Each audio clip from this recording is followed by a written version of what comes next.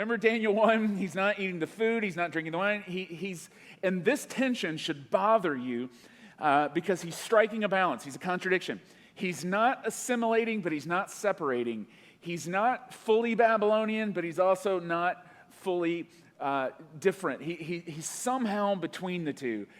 He's salt is exactly where he is. And that should annoy you. That should bother you because it's not clean and it's not easy.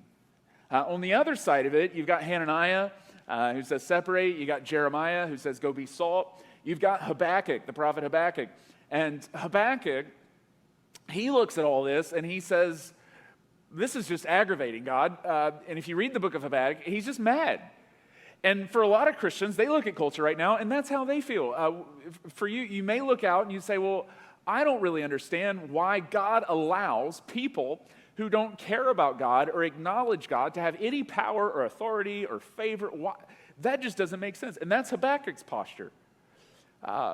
He's angry. He's essentially going, God, look, you told us to do all these laws. You know, we can't even eat food on particular food. We're supposed to rest on Sabbath. We're supposed to do all this stuff. And now you're going to let the Babylonians, the worst of the worst, off the hook. And not even that, you're going to allow them to have power over us. Notice what Habakkuk says. Habakkuk chapter 1, verse 13. He says, God, your eyes are too pure to look on evil. You cannot tolerate wrongdoing. Why then, God, do you tolerate the treacherous? You ever felt that way before? Maybe you didn't say it this way. But why are you silent when the wicked swallow up those more righteous than themselves? That doesn't make any sense, God. What in the world? The Old Testament prophets had to make peace with the fact that God allows pagans to carry out his purposes. It doesn't make sense. They don't understand it, but they also know it doesn't knock God off his throne, that somehow nations come and go, economies come and go, it all rises and falls, and God is somehow playing both sides of that chessboard, and he's still in charge. And for you, you may look out at society, if we're honest, somewhere along the way, you may have a crisis of faith. How many of us have ever had the crisis of faith? Why is it that bad things happen to good people? Be honest. How many of you have asked that question? The rest of you are liars. We all have. But your crisis of faith may not be why do bad things happen to good people. Your crisis of faith may be why do good things happen to bad people. Maybe the way you'd ask it, why is it, God, that my boss, who's an atheist, doesn't care about you, is braggadocious in the way he lives his life, and he doesn't care about his wife, doesn't care about his kids, and somehow he is the one who sets my salary, somehow he's the one, and here I am going to church and being a good Christian. Why do good things happen to people who do not deserve it? And here I am on the other side. It's the Habakkuk crisis in Babylon. It doesn't make sense. And oftentimes, if we're honest, for our sons and daughters, for us as adults, that's the eject point. What good is it to follow God in Babylon? It gets you nothing. It gets you nowhere. What's the point of it? And we put ourselves in a lofty position because essentially what we're saying in that moment is, I can't think of a reason God would allow it to be that way. Therefore, there must not be a reason. It doesn't make sense. And so you have the Habakkuk approach. It's just aggravating. You have the Hananiah approach. Don't go near society. And then there's the Jeremiah approach, which Daniel has taken on his life, and we're called to take on our lives to engage, don't assimilate, don't separate, strike the tension between the two. And notice Daniel, you keep reading in his story, or you go back and read verse 10. Now, when Daniel learned that the decree had been published, so he's got a job, a really good job. He's seeking the good of the city. And now it says when he hears about this decree, he goes home to his upstairs room where the windows are open towards Jerusalem. Everybody can see him. 3 times a day, he gets down on his knees and prayed, knowing full well what this means. He's headed into the thing he'd fear the most, the lion's den, giving thanks to his God just as he had done before. He's a contradiction. And how do you start to draw this out or apply this? If you're the compassionate type, and I'm going to use some general terms here, if you're the compassionate type, maybe the bleeding heart type, the kind who would look at culture and say, we need to love people, and there's a lot of needs in our world, and we need to feed people, we need to care for people, and the job of the church is to go into the world and love people and care for people. If you're of that persuasion, you read this story and you think, exactly, look at Daniel. He's serving the city, Jeremiah 29:7.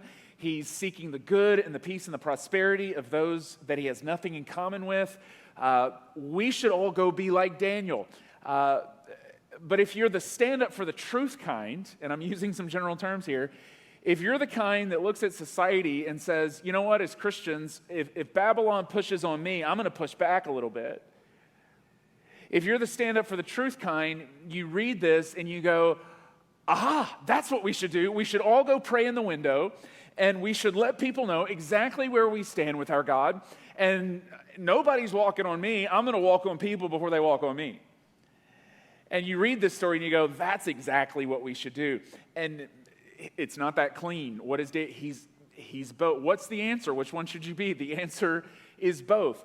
If you're the compassionate kind, and again, using these terms general, and you're the kind that looks out at society and says, you know what, grace, grace, grace. Christians should be the kind of people who largely keep their mouths quiet, and they go out and they just serve and they love and they serve and they love, but we never want to be offensive.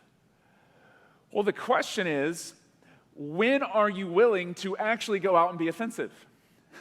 When are you willing to actually go pray in your window and be the kind of Christ follower who, when you get pushed on by Babylon, you're willing to push back? And when are you the kind of person where, with your mouth or your lifestyle, declare to your neighbors, your coworkers, I'm a Christ follower and I have values and I'm going to live those values out. And I'm not just going to quietly seek the good of the city. And if you hear that, you go, well, I never want to be offensive. I'm not okay with that. Well, look, if you're a Christian, let's be honest, most of what you believe is offensive. Your faith system is built around this idea that there is one God and there is one way to get to that one God, the man named Jesus Christ. And in our society, what you believe and what you hold dear is incredibly offensive to people.